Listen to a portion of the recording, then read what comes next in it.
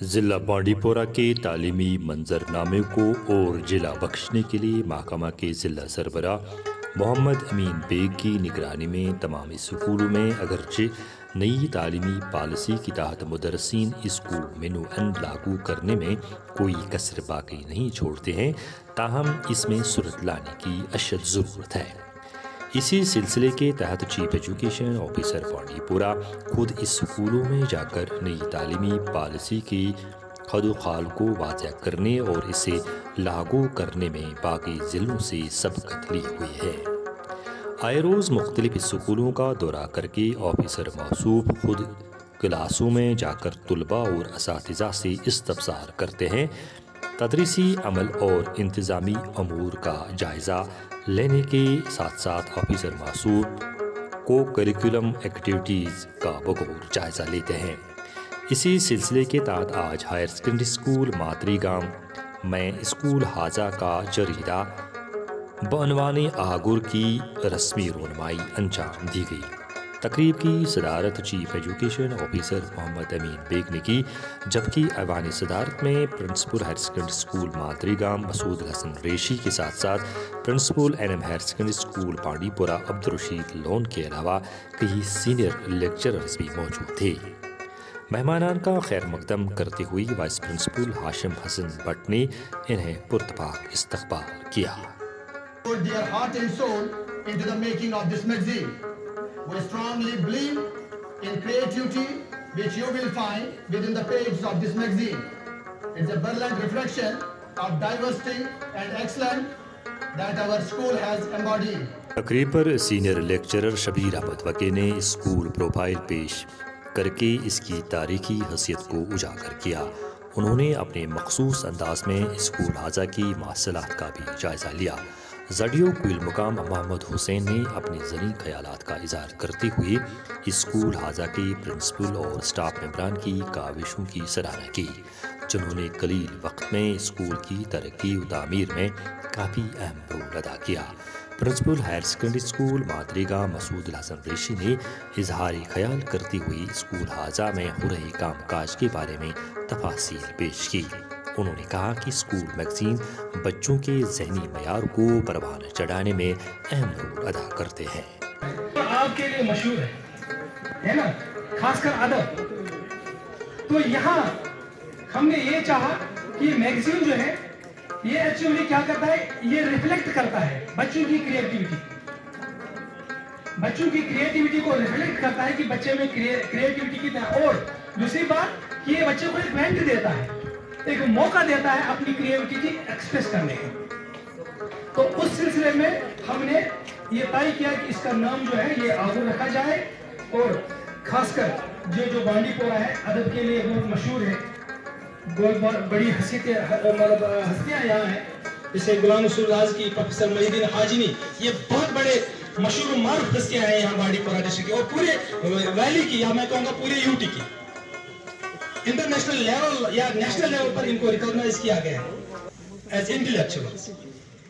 تو یہاں پر ہم نے سوچا کہ کیوں نہیں یہ میگزین جو ہے، یہ آگر جو میگزین ہے، یہ علم ادب کا ایک مرکز بن جائے۔ اس علم ادب اور آپ کے اس ڈسٹرکٹ میں جو بانڈی پورہ کو اعزاز حاصل ہے، اور یہ ہم کوشش کریں گے کہ یہ ایک سورس آف انسپائریشن یا سورس بن جائے نالج کا، سورس آف نالج، کیونکہ ہماری جو نئی ایجوکیشن پالیسی ہے وہ بھی یہ ڈیمانڈ کرتی ہے بچوں کو ہولسٹک ڈیولپمنٹ ہونی چاہیے، ہولسٹک اپروچ اپنانا ہے، اس کو کتابوں تک محدود نہیں رکھنا ہے۔ ہاں، first chapter two last chapter, جو میں ہر وقت آپ کو بار بار کہتا ہوں کہ پہلے سب سے ہمیں جو ہے کیا بننا ہے، اچھا انسان بننا ہے نا، میں پہلے سے یہ بات کہتا ہوں نا، اس کے بعد آپ اچھے ڈاکٹر ہوں گے، اچھے مطلب انجینئر ہوں گے، جو بھی ہے، لیکن first you have to be a good human being, ہے نا۔ وہ ہماری کوشش ہے سر، ہم اوورآل ڈیولپمنٹ کی طرف زیادہ توجہ دیتے ہیں تاکہ بچے جو ہے یہ اخلاقیات، ان کی اخلاقیات پر ہم سٹرس دیتے ہیں۔ تو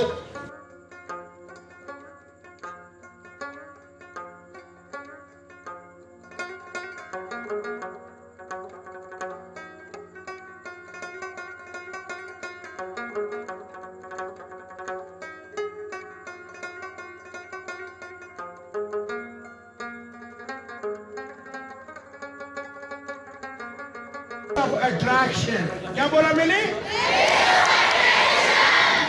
कैसे होगा? जब टीचर में एंथुसियाज्म होगा। तो सबसे बड़ी बात जो है, हमारा जो प्रिंसिपल वो हाईली एंथुसियास्टिक होना चाहिए। एजुकेशन सेक्टर में हमेशा मैं कहता रहता हूं कि यहां जिस तरह आर्मी में ट्रूप डिप्लॉयमेंट होती है, वैसी ही ट्रूप डिप्लॉयमेंट कहां पर होनी चाहिए? बड़ी खामियां और कोताहियां मैंने इस डिस्ट्रिक्ट में देखी। जब किसी को मैं कहता हूं आपने नई पॉलिसी पढ़ी है, 10 में से 9 फेल होते हुए प्रिंसिपल साहब। किसी को कहा मैंने 3 साल हो गए नई पॉलिसी को इंप्लीमेंट होते हुए, पता है बहुत सारी जगहों पे लोग मुझे कहते हैं सर हमें सिखा। मैं हैरान होता कि आखिर क्या परेशानी हम लोगों में है।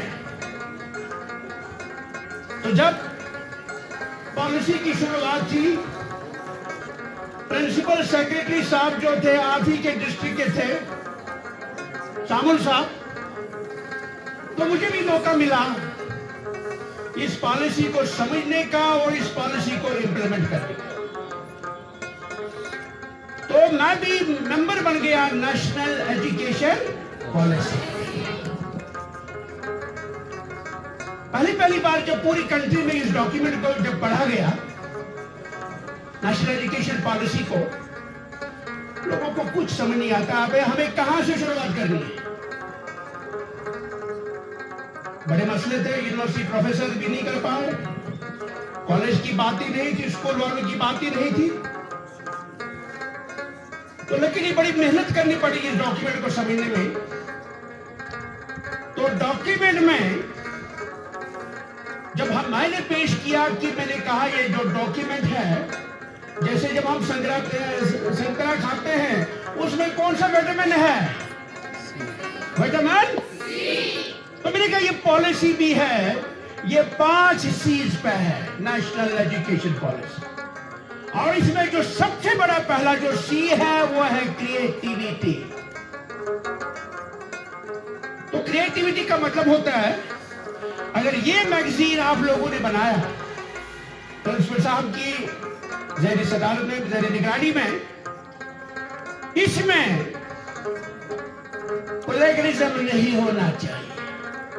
ये प्लेगरिज्म पता क्या होता है? अगर आप लोगों ने गूगल से कोई चीज चोरी की तो चोर करे चोरी, जरा मुझसे रिपीट करो, चोर करे तो क्या किया जाए? पकड़ा जाएगा। पकड़ा जाएगा। चोर करे चोरी तो आज का जो सिस्टम है, अगर इस मैगजीन को प्लेगरिज्म में डाला जाएगा, वो बोलेगा इसमें कितना परसेंटेज गूगल है। ये बच्चों का हो रहा बहुत इंपॉर्टेंट। तो बच्चों को ये चोरी का कॉन्सेप्ट ये देना बहुत जरूरी है कि बच्चे कि कहीं चोरी करके आपने कुछ लाया होगा तो आप पकड़े जाओगे। क्या करोगे आप? गूगल का आइडिया कितना है इसमें? गूगल से आपने कितना लिया है, किस किताब से क्या लिया है? तो उस चीज को डिस्करेज करना बहुत बहुत इंपॉर्टेंट है। ये पूरे हमारे स्कूल्स है, एडमिनिस्ट्रेशन है, उस चीज को डिस्करेज करना बहुत इंपॉर्टेंट है। तो वो चीज रिफ्लेक्ट होनी चाहिए हमारी मैगजीन में। तो मैं प्रिंसिपल साहब को भी यही कहूंगा कि हर रोज हमारा जो बच्चा है कम से कम 100 से 200 अल्फाज लिखिए। तो सारे बच्चों पे क्या असर पड़ेगा? तो मैंने टीचर्स को भी बोला, थोड़ा मुश्किल काम है डायरी बनाना, और डायरी में सबसे बड़ी बात 100 और 200 अल्फाज डायरी किस में लिखना? डायरी में। देखो बड़े बड़े लोग जो होते हैं, हमारे बड़े बड़े ऑफिसर्स होते हैं, उनके पास भी 24 आवर्स होते हैं, हमारे पास भी 24 आवर्स होते हैं। लेकिन गया जी एक कश्मीरी गया इंग्लैंड में, कहा गया? जब हमने उसे पूछा भाई इंग्लैंड में क्या देखा, उसे इंग्लैंड में वही है जो कुछ हमारे कश्मीर में है। लेकिन एक बड़ी प्रॉब्लम मैंने देखी, कहां पर? हाँ, वहां छोटे छोटे बच्चे अंग्रेजी करते हैं और यहां बड़ों को भी अंग्रेजी करनी नहीं आती। अगर कंपटीशन करना है तो अंग्रेजी में करना है। हमारे बच्चों को अगर नीट क्वालिफाई करना है तो अंग्रेजी में करना है। जेईई क्वालिफाई करना है किस में? अगर कोई सपना किसी बच्चे को आईएएस अफसर बनना है, केएस अफसर बनना है, यूपीएस का जितने भी कॉम्पिटिशन है करना है, वो भी हमें compete करना पड़ेगा किस जबान से? अंग्रेजी से। Initially, you may face problems. When I was a principal, there was a lobby among my teachers. Why our principal said you speak what? I told my colleagues, and I was a principal way back 15 years back.